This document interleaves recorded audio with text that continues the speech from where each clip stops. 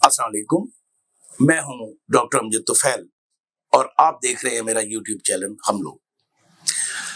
اس وقت جو خبر گرم ہے وہ تو بھارت کے زیر قبضہ کشمیر میں پلگام ویلی میں ہونے والی واردات ہے، اور بھارتی میڈیا اس حوالے سے بہت سی باتیں کر رہا ہے، بہت سے ایویڈنسز پیش کر رہا ہے، حتیٰ کہ اپنے دعوے کو درست ثابت کرنے کے لیے وہ زندہ لوگوں کو بھی مردوں میں شمار کر رہا ہے۔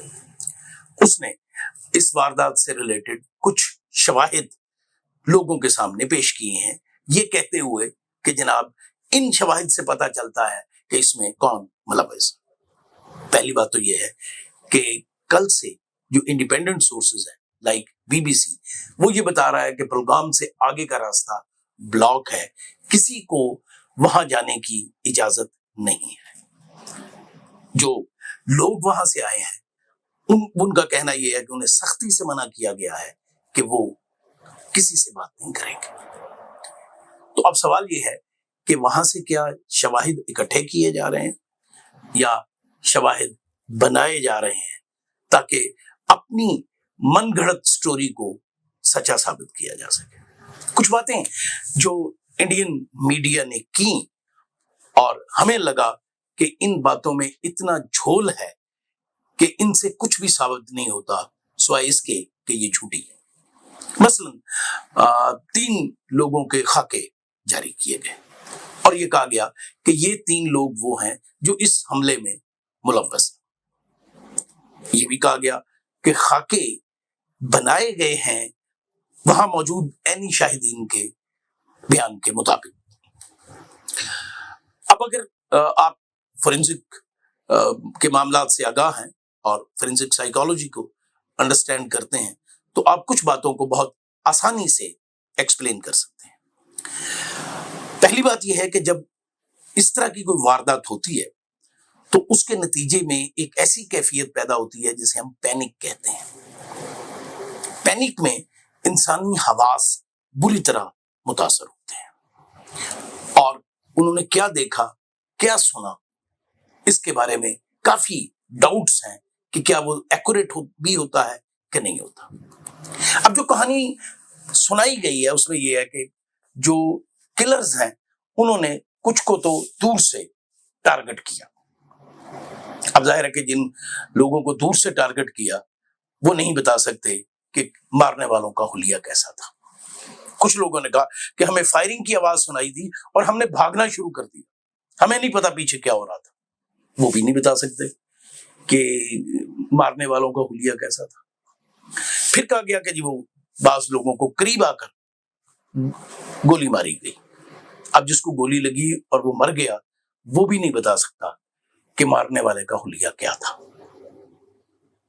خواتین اور بچے جن کو کچھ نہیں کہا گیا، صرف مردوں کی کلنگ کی گئی، وہ اس حالات میں کیا اپنے حواس پر اتنا قابو رکھتے تھے کہ انہوں نے غور سے حملہ آوروں کے چہرے دیکھے اور پھر ان کی خاکہ بنانے میں مدد کی؟ اس سوال پر غور ہمیں کرنا چاہیے۔ ظاہر ہے اس کے امکانات کم ہیں۔ جیسے میں نے پہلے کہا کہ پینک اٹیکس میں انسانی حواس اپنی سدھ بدھ کھو دیتے ہیں، اور بطور سائیکالوجسٹ میں جو تھوڑا بہت فورینسک سائیکالوجی کا تجربہ رکھتا ہوں، مجھے علم ہے کہ ایسے معاملات میں جو بات کہی دیکھی سنی جاتی ہے اس کے بارے میں بعد میں زیادہ یادداشت بہتر نہیں ہوتی۔ اچھا، اب جب ہم دیکھتے ہیں کہ خاکے تو وہ بڑی تفصیل سے بنائے گئے خاکے ہیں، بلکہ جو کپڑے پہنے ہوئے ہیں ان کے اوپر اگر بٹن لگے ہوئے ہیں تو وہ بھی دکھائی دے رہے ہیں۔ کیا اتنی تفصیل سے معلومات ان عورتوں اور بچوں نے پرووائڈ کی تھی جن سے انفارمیشن لی گئی؟ اور پھر ہم دیکھتے ہیں کہ دیکھتے ہی دیکھتے ان خاکوں کے مطابق اصل تصویریں بھی اور ان کا ڈیٹا بھی سامنے آ گیا۔ تو اب کیا لائن آف ایکشن یہ ہے کہ حملہ آوروں کا چہرہ دیکھا گیا، چہرہ دیکھنے والوں نے معلومات فراہم کی، معلومات سے اسکیچ بنائے گئے، ان اسکیچ کی بنیاد پر ڈیٹا آئیڈینٹیفائی کیا گیا اور تصاویر نکالی گئی، یا ترتیب اس کے الٹ ہے کہ بھارتی ایجنسیوں کے پاس کچھ لوگوں کا ڈیٹا اور ان کی تصاویر موجود تھیں، انہیں کسی واردات میں ملوث کرنا تھا تاکہ پاکستان کو بدنام کیا جا سکے۔ ان تصویروں کو سامنے رکھ کر تفصیلی خاکے بنائے گئے اور پھر انفارمیشن لیک کی گئی کہ جی یہ وہ لوگ ہیں جو اس کام میں ملوث رہے ہیں۔